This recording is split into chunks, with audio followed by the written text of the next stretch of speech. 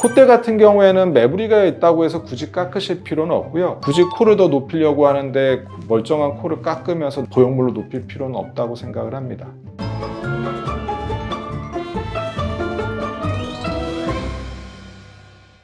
네, 안녕하세요. 다름성형외과 성형외과 전문의 송준 원장입니다.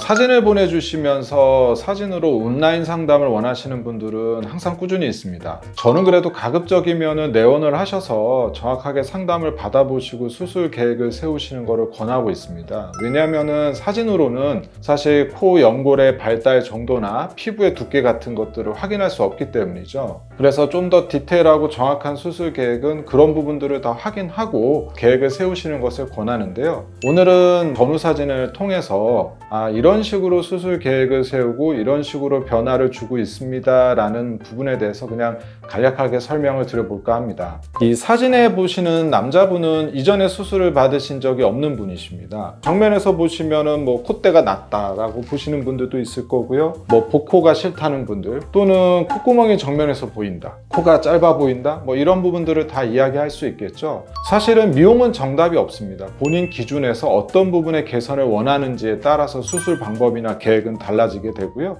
이제 이분 같은 경우에는 콧구멍이 정면에서 보이는 부분에 대해서 한번 말씀을 드려볼게요. 아무래도 남자분들이 정면에서 좀 콧구멍이 보이면 여자분들보다 훨씬 더 스트레스를 많이 받으시는 것 같은데요. 이렇게 정면에서 콧구멍이 많이 보인다고 해서 그러면 이분이 들린 코냐? 그렇지는 않습니다. 오히려 옆 사진을 보면은 코끝이 좀 처진 느낌도 있죠. 콧대 약간의 심하진 않지만 매부리 같은 굴곡도 좀 보이고요. 이제 상담 오신 분들이 용코라는 표현을 씁니다. 정확한 명칭은 비익 퇴축인데요. 비익, 콧날개가 퇴축, 사전적 의미로는 위축 또는 수축되어 있다는 거죠. 콧망울 자체가 이렇게 위로 딸려 올라가 있기 때문에 정면에서 콧구멍이 상대적으로 많이 보이게 됩니다. 원인은 여러 가지가 있는데요.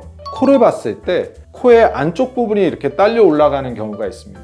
이런 경우에는 대부분 후천적인 원인입니다. 우리나라 사람들은 코 수술을 할 때 보면 대개는 코가 복코예요, 코가 뭉툭해요, 이런 부분들의 개선을 원하는 경우가 많고요. 또는 낮은 코를 높이는 과정에서 날개 연골, 코끝 연골이 안쪽으로 내측으로 이동을 하게 됩니다.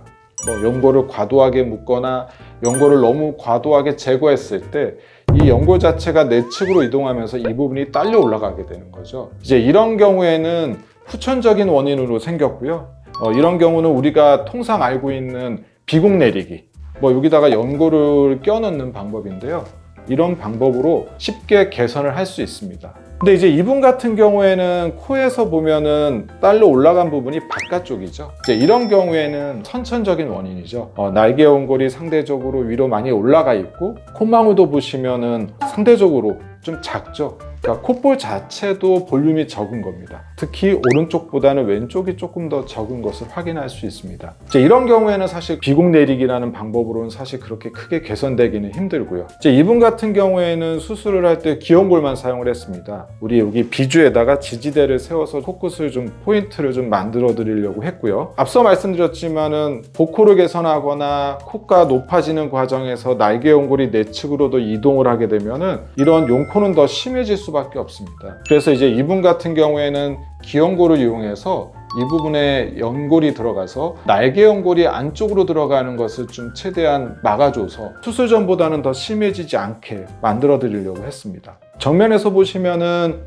코끝이 조금 더 포인트가 생긴 것을 확인하실 수 있고요. 콧대 같은 경우에는 보형물을 이용해서 좀 높여드렸고요. 코끝은 앞서 말씀드렸지만 좀 처진 느낌이 좀 개선되신 것을 확인하실 수 있을 거예요. 그리고 앞서 말씀드렸지만 연골을 이용해서 날개 연골이 더 모이는 것을 막아주고, 그 다음에 찝혀 보이는 부분을 개선하기 위해서 연골을 이용했기 때문에 이렇게 수술 전에 콧망울이 딸려 올라간 부분이 이렇게 자연스럽게 내려간 부분을 확인하실 수 있을 거예요. 콧대 같은 경우에는 매부리가 있다고 해서 굳이 깎으실 필요는 없고요. 남자분들 같은 경우에는 눈썹뼈가 상대적으로 좀 돌출되어 있는 분들이 많습니다. 그러니까 상대적으로 시작점이라고 하는 미간 부분이 꺼져 보여서 이 부분을 좀 높이고 싶어 하시는 분들이 있습니다. 이제 이런 경우에는 이제 보형물을 써서 좀 높여드렸고요. 만약에 나는 보형물이 싫어, 남자분들은 좀 자연스러운 걸 원하시는 분들도 있죠. 이런 경우에 굳이 이 부분의 높이를 높이지 않겠다 그러면은 콧대 부분부터 위부터 이렇게 올려드리는 방법도 있습니다. 경우에 따라서 나는 미간은 좀 높이고 싶은데 보형물이 좀 부담스러워, 이런 경우에는 근막이나 연고를 이용해서 보형물 없이 채우는 방법도 있겠죠. 45도에서 보신 것도 보시면 이제 미간이 좀 높아진 거 확인하실 수 있고요.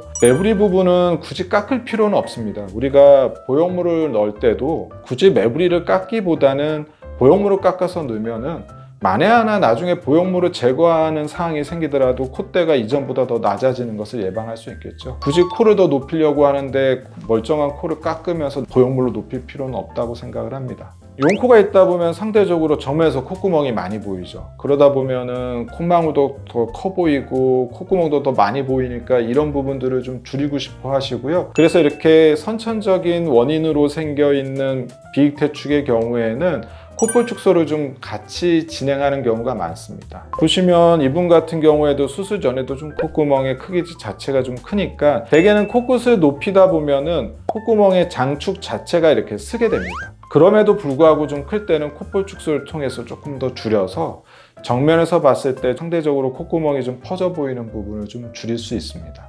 수술 전후 사진을 통해서 변화를 한번 보여드렸는데요. 사람마다 가지고 있는 조건이 다르고 변화를 원하시는 정도도 다르기 때문에 모든 사람들을 똑같은 방법으로 수술할 수는 없습니다. 제가 사진을 보여드리지만은 정확한 수술 방법이라기보다는 본인이 가지고 있는 문제를 어떤 식으로 해결할지 고민을 하실 때 참고하시면 좀 도움이 될 것 같습니다. 앞으로도 좀 전후 사진을 통해서 수술 방법이라든지 큰 흐름을 조금 설명드리는 방법으로 도움을 드려볼까 합니다. 지금까지 다른 성형외과 성형외과 전문의 송진우 원장이었습니다.